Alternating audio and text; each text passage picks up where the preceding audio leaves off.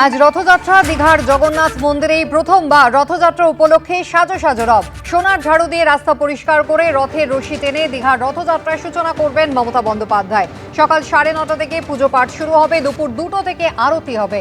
মঙ্গল আরতির পর প্রথমে আসবেন সুদর্শন চক্র, 3টি রথ পরীক্ষার পর তিনি বসবেন সুভদ্রার রথে। এরপর ঢাক কাঁসর ঘণ্টা বাজিয়ে মন্দির থেকে শোভাযাত্রা করে জগন্নাথ বলরাম সুভদ্রাকে বের করে আনা হবে বাইরে। একে একে রথে চড়বেন তারা। এই রীতিকে বলে পহণ্ডি বিজয়। ঠিক 2:30টায় দীঘার মন্দির থেকে গড়াবে রথের চাকা।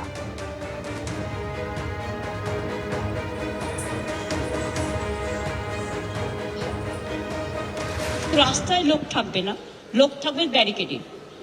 দুদিকে ব্যারিকেড করা হয়েছে যাতে কোনো স্ট্যাম্পেড হওয়ার সম্ভাবনা না থাকে। রথ কিছুটা যেতে যেতে কিছুটা থামবে, যেখানে মানুষ থাকবে তারা দেখতে পাবে, দর্শন করতে পারবে। আর দড়ি তো আমরা পুরো এর সাথে ছুঁয়ে দিচ্ছি, সুতরাং তারা দড়িটাও স্পর্শ করতে পারবে, যেহেতু আমাদের ব্যারিকেডের সাথে দড়ি ছোঁয়ানো থাকবে রথের দড়ি। তৃণমূলের ফোকাসে যেমন রয়েছে দীঘায় জগন্নাথ মন্দির, অন্যদিকে রথের দিনভর ঠাসা কর্মসূচি রয়েছে শুভেন্দু অধিকারীরও।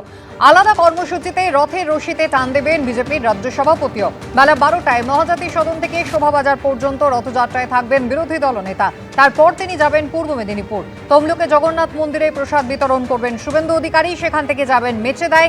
বিকেল 5টায় মেচেদায় রথের রশিতে টান দেবেন তিনি। রথযাত্রায় সামিল হবেন সুকান্ত মজুমদারও। দুপুরে কৃষ্ণনগরে রথযাত্রায় অংশ নেবেন বিজেপির রাজ্য সভাপতি। তারপর বিকেলে হাওড়ার রানীহাটিতে।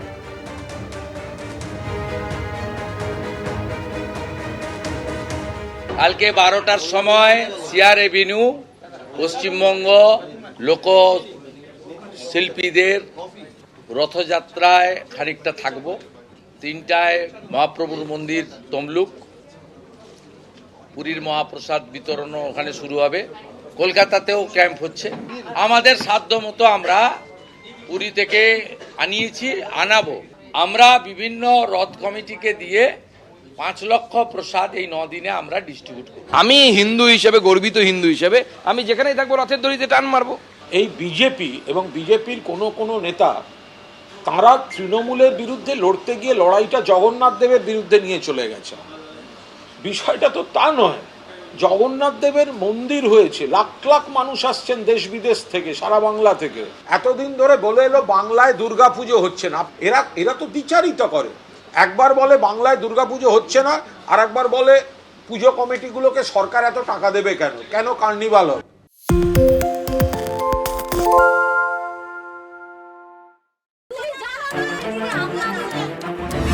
বাংলা চেঁচামেচি চায় না, বাংলা খবর চায়। বাংলা খবর, বাংলার খবর।